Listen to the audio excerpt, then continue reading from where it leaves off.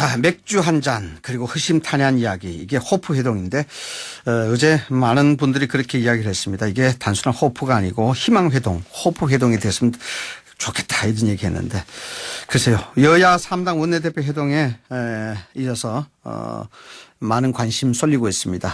결과 어떻게 나왔는지 이 부분에 대해서 어제 민주당 중진에 이어서 오늘 한국당 중진 의원 연결해서 이 관련된 사안들 그리고 5.18 여파 등 전국 행안에 대해서 입장 들어보도록 하겠습니다. 삼선이시죠. 활발한 의정 활동을 하고 계시는 김학용 자유한국당 의원 연결됐습니다. 의원님 안녕하십니까? 예, 반갑습니다. 당신 깨맞춥니다. 안성 출신 김학용입니다.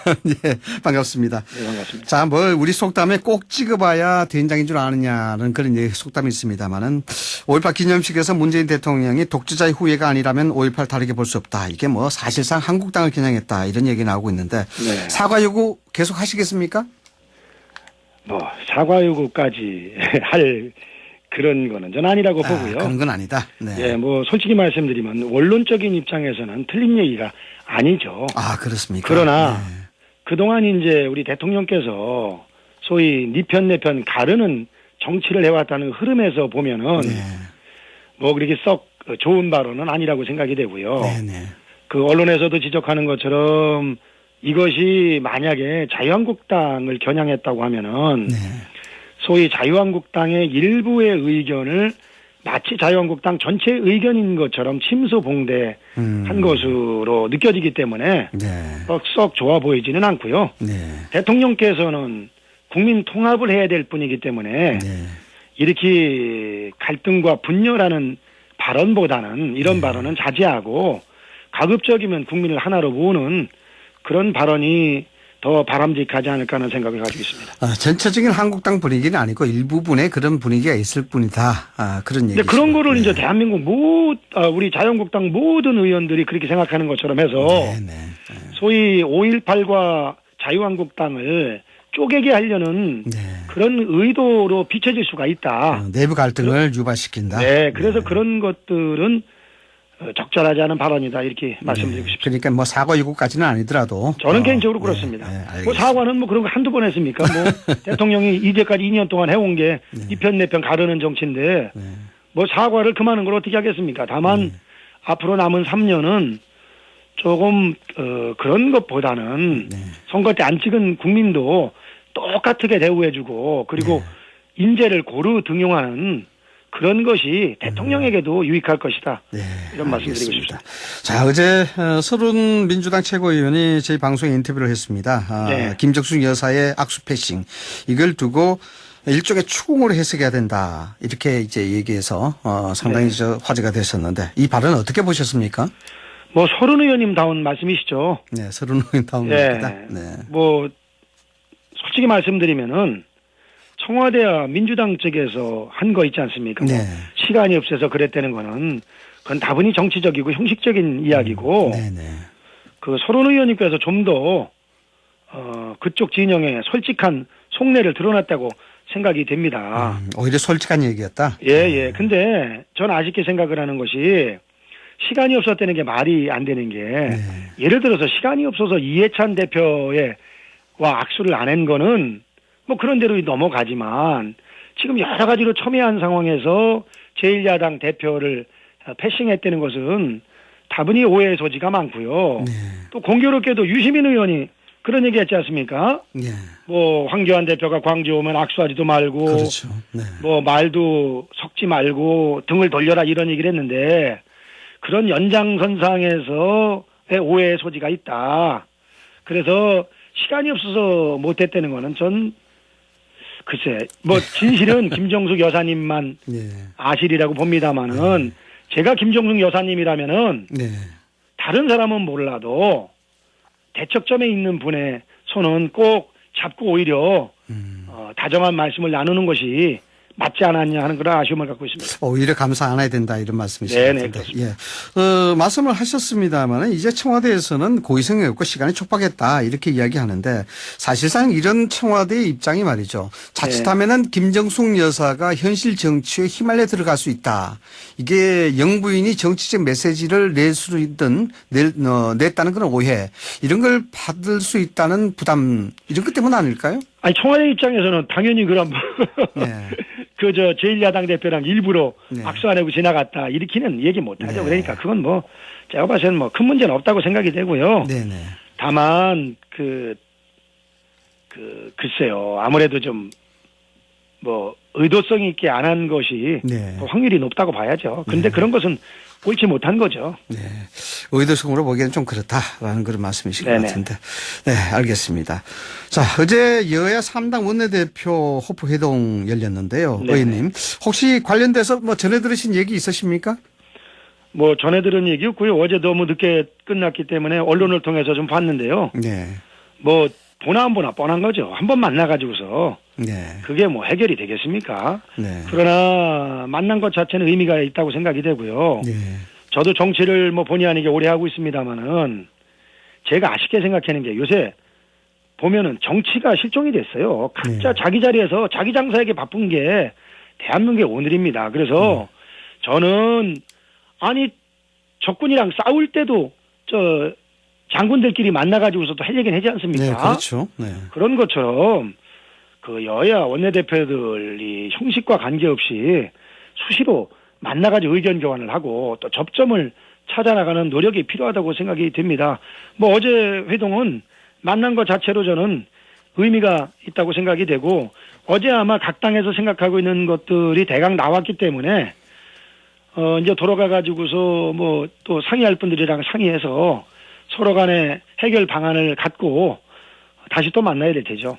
의원님 말씀 들으면은 어제 뭐 공개적인 그 공개 브리핑은 없었습니다만 대체적으로 서로의 안을 가지고 당에 가서 설득을 하고 의견을 조율한다 이렇게 얘기가 되는 건가요?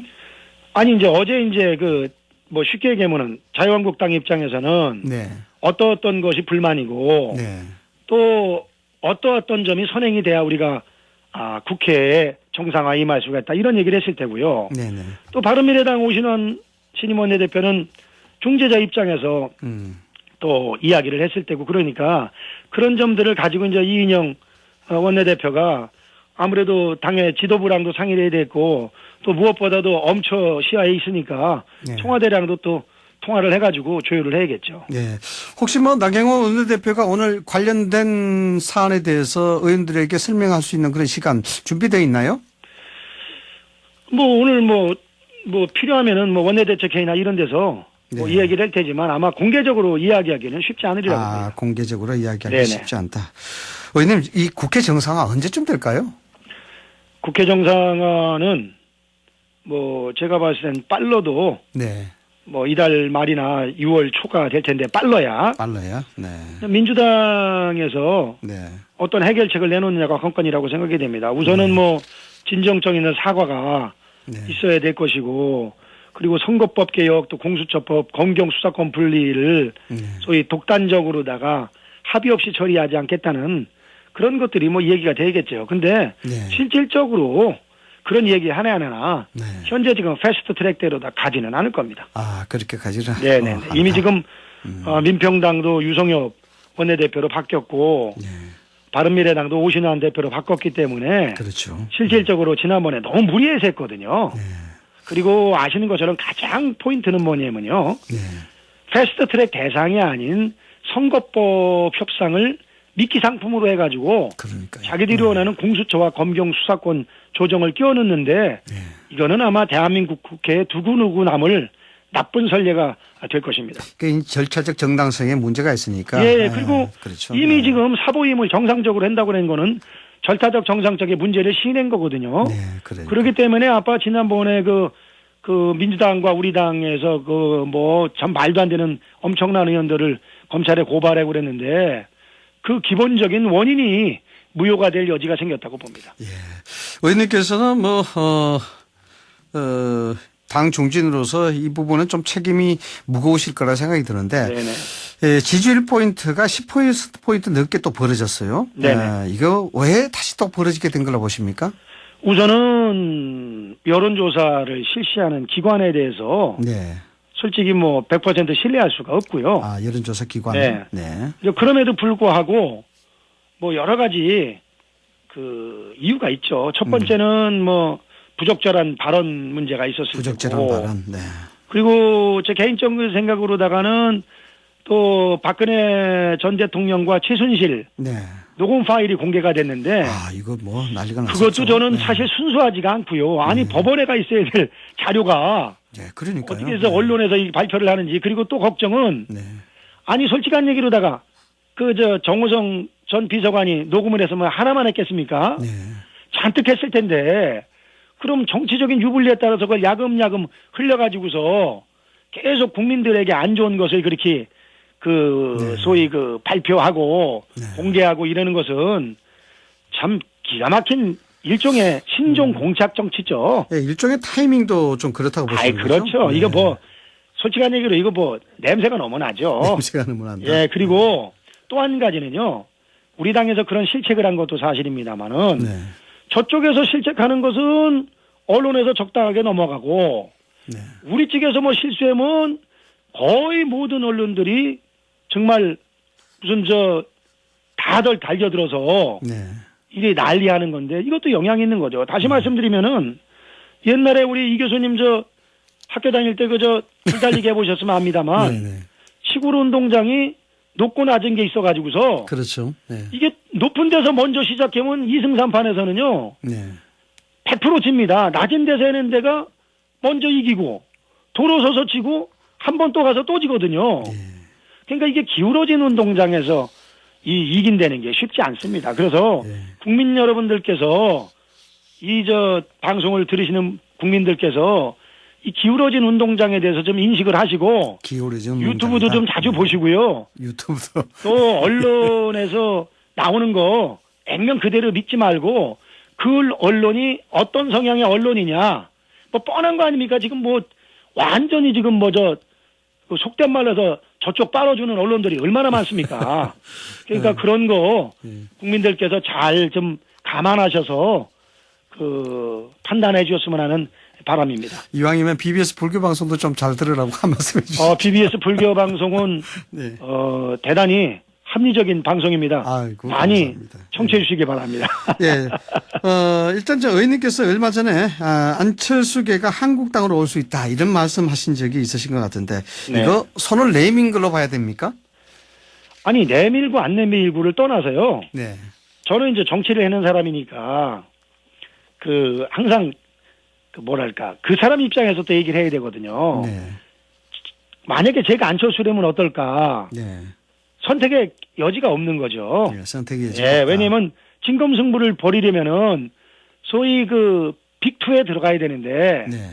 현재 바른미래당에 있으면서 빅2에 들어가길 바라는 것은 안 맞는 거죠. 그리고 네. 그 외에 약간 몸집이 불어난다 하더라도 역시 대한민국 현재 정치 지형으로 봤을 때는 자유한국당과 민주당의 싸움이죠. 네. 그렇기 때문에 그 파도에 같이 타는 것이 만약에 큰 꿈이 있다면은 뭐 정확하다고 생각이 됩니다. 네.